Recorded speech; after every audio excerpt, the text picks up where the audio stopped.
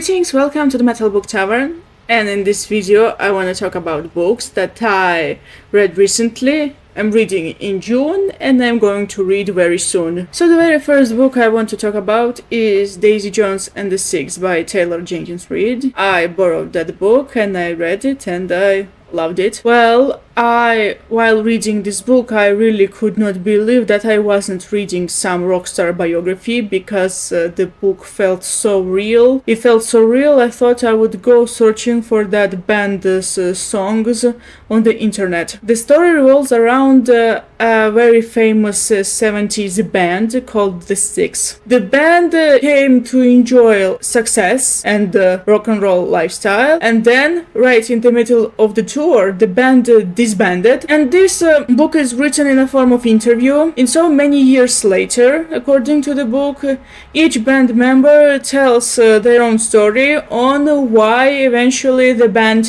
disbanded. Okay, the book's writing style is very unique. There's only interviews with the members of the Six and some other people close to them. Each character shares their own point of view on the band and what happened. The author, Taylor Jenkins Reid, left a questionnaire for the reader as she asked the fans to write sort of an essay on why this happened, what was that, for example, the dynamics between Daisy and Billy, and why this happened, how this happened, blah blah blah blah blah blah.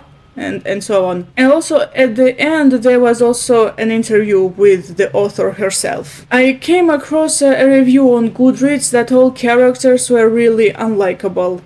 I guess that this person has never read a rockstar biography. Yes, I am addicted to rockstar biographies, and I say that the rockstars felt very real. I just couldn't believe they weren't. It was hard to accept that the band was fictional. For me, there was one character in the later half of the book which kinda ruined my overall perception of the book, but in general, the book was absolutely amazing. To be honest, there is one topic to discuss about Daisy Jones and the Six, and that was a part of the questionnaire at the end.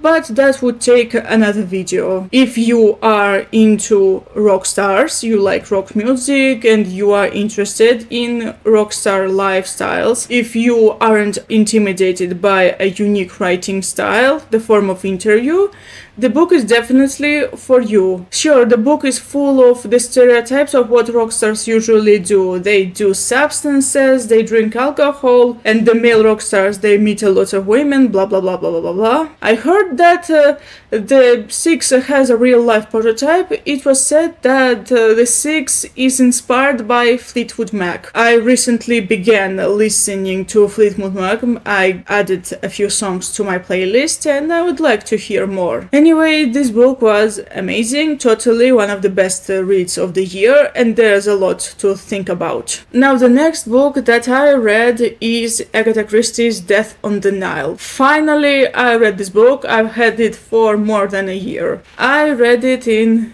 2 days. According to the story, we have very young millionaire woman who is killed on the ship on the Nile. Hercule Poirot happens to be on that ship, and there's, like this edition says, he thinks of the love triangle between the millionaire, her newlywed husband, and a very hot-headed woman whom her husband has abandoned for the millionaire. But what I like about Agatha Christie's books is that everything is not like it seems. Oh, let me put the microphone closer. The bad characters aren't necessarily bad, and the good characters aren't necessarily good. To be honest, I actually liked the millionaire lady in this book who gets killed, and given her fate, which is written on the backside of the book, I did feel kinda sorry for her. And the character I hated was this hot-headed woman. To be honest, I absolutely dislike people like her. I absolutely dislike when people,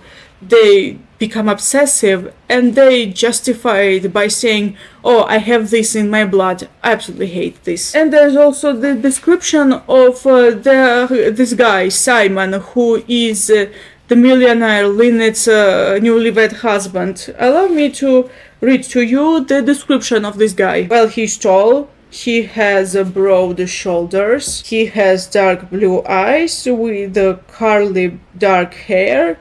He has a square chin and a boyish smile. To be honest, when I read this description, I remembered Timothée Chalamet. If there is a film adaptation of Death of the Nile in the future, well, I hope they get Timothy to play Simon. You'd think the millionaire is a very bad girl because she's rich and naughty and she interfered into one couple's affairs. This guy chose her instead of his fiancée. However, I actually liked The Millionaire. I also like that this book features a character who goes through a great character development. So there's a character who starts as a very timid person, and by the end they learn to say no. And there was also like this dialogue between one character and between Poirot. I have been earning money with my hands all my life and I'm not ashamed of it. And Poirot is like, well, I have been earning money with my mind all my life and I'm not ashamed of that. Absolutely love that dialogue.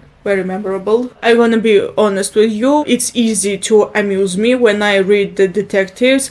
I'm more of a big picture person and I don't necessarily pay lots of attention to details while reading detective stories. Agatha Christie does that absolutely masterfully. I love it. This is why instead of discussing over how X led to Y, how this happened, instead I'm discussing the characters. The book is absolutely amazing. Definitely one of the best Agatha Christie novels, although I prefer Murder on the Orient Express and especially And Then There Were None much more. Speaking of the Murder on the Orient Express, if you haven't read that one, there's a reference in this book to Murder on the Orient Express. Orient Express came out in 1934 definitely, and this one, Death on the Nile, came in 1937, and Then There Were None came out in 1939. Sure, my edition does have the year of the publishing on the cover. Here it is. Here. Moving on. And finally, I reread The Name of the Wind by Patrick Rothfuss. I wanted to reread The Name of the Wind last year, but when I started reading it, I entered a large reading slump, and probably because I was reading in English too much, I just could not continue. I just could not force myself to continue. This one, on the other hand, I read very quickly. This is a very easy read, and it's very beautifully written, although this edition, sure, it's in Russian, but I do want to point out that this edition has a very thin paper. Here you can see what was published on the back, and I didn't necessarily like it. And also you have this, you see what it does. This is sliding, but I like this edition all the same. Here's quote. Absolutely adore this cover. It's very beautiful. You know, now I'm definitely going to be addicted to the Kingkiller Chronicle theories. And since I'm predominantly a big picture person and not necessarily the detailed ones, there were details I did not necessarily remember. Here, I did remember what happened. I did remember everything, how quote describe it, although I didn't remember some parts. And because I reread the book, some details, they showed me particular scenes in a very different light, in different way. And also I do want to point out that the annotation in Russian and annotation in English, at least on the Golan's edition, they're absolutely different, but I'm going to go through that when I will be showing you my book haul, my next book haul. My emotions were strong when I was reading the book for the first time in December 2020 up until spring 2021, and my emotions were strong when I was reading the book again. I absolutely love The Name of the Wind. I absolutely love the Kingkiller Chronicle. I absolutely adored The Name of the Wind before I reached page 100, and I liked it so much that I ordered the second book right away. I want to point out that there are two characters in the book that I hate. One is Ambrose. I absolutely just don't like the whole spoiled rich kid cliche. I do give Patrick Rothfuss credit for writing Ambrose masterfully, because unlike Draco Malfoy, Ambrose is actually dangerous. He's actually intelligent, and he knows how to use his money, how to use his brains and so on. phone. And the second character I dislike is Landre. When I was reading his story, I just found him incredibly annoying. I absolutely hated him. But I do want to point out that his name is beautiful. I like the name Landre. Kinda reminds me of the name Andre. Landre, Landre.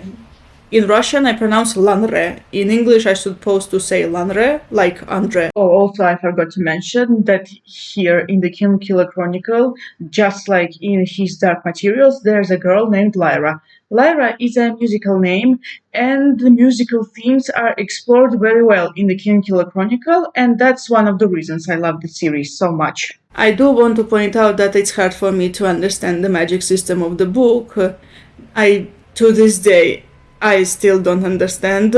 Oh, I already got myself The Wise Man's Fear, but this is volume 1. The deal is that in Russian, A Wise Man's Fear is split into 2 parts. Here's part 1, and I'm getting part 2 soon. I'm definitely going to continue the series. Absolutely love them. Absolutely love the Killer Chronicle. Now to the books that I'm reading right now. I am still reading Good Omens by Terry Pratchett and Neil Gaiman, and I'm also reading The Rockstar's Guide to Life.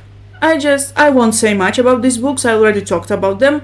I just can say that this one doesn't feel very preachy anymore. There is some solid advice here, and the second half of the book is less preachy. Although I'm still surprised how rappers made to this book. This one is supposed to be about rock stars. And I recently continued reading Return of the King by J.R.R. Tolkien, and the reason I'm showing this book in this video is that this book changed my life very quickly. So in March 2020 I read Beren and Luthien in English, and that book convinced me that I am capable of reading books in English, but this one made me scream from pain deep inside my heart, just like when I was reading the Silmarillion, but not for the same reason as the Silmarillion.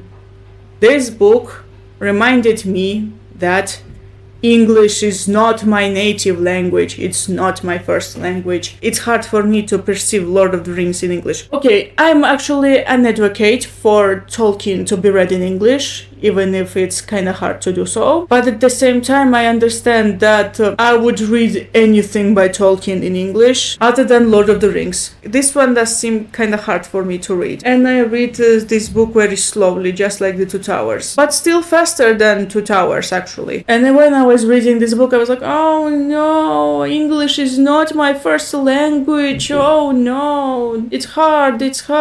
But I actually continued, I didn't let that stop me. And finally, the next book that I'm reading, that I started literally today, on the June 15th, 2023, and this is Pan's Labyrinth, Labyrinth of the Faun by Cornelia Funke. This is the novelization of one of my all-time favorite films, Pan's Labyrinth. Okay, so I'm very familiar with the story, because I have seen the film multiple times and absolutely love that. However, when I was reading the book, I felt absolutely terrified, and not of the magical creatures or magic or whatever. No, I'm legit terrified of Ophelia's stepfather. He's absolutely horrifying, and the more I read the book, the more I disliked Ophelia's mother for marrying him and her reasoning for that. And Cornelia works with the words masterfully. She knows what to write, how to influence the reader. Apparently, I only read the 40 pages and already felt her magic, and I love the irony of Ophelia's mother, who wants her daughter to stop reading fairy tales, actually was living her own fairy tale. If you read the book, you know what I mean. The stepfather is terrifying. Everybody seems to be afraid of him. It's an easy read, and I'm going to finish it very fast. And also this one has very thick pages. Yeah, it's very thick, and also has some nice images. And finally, last but not least, I have talked about these books a lot. I talked about them very often. I'm just going to show them to you. Soon. Very soon. Alright, that's all. Thank you so much for watching. I hope you enjoyed this video. What books did you read recently, or are reading now, or planning to read in the nearby future? Let me know down in the comments. See you next time. Goodbye.